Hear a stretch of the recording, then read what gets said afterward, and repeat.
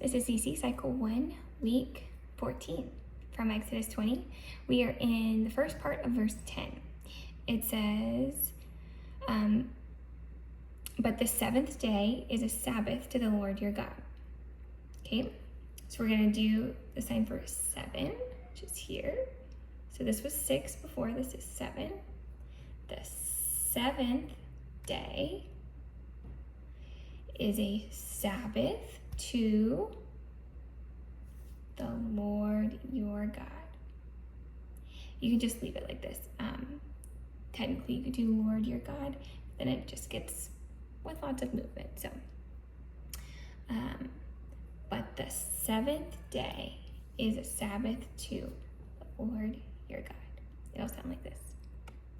But the seventh day is a Sabbath to the Lord your God. Okay, and that is week 14.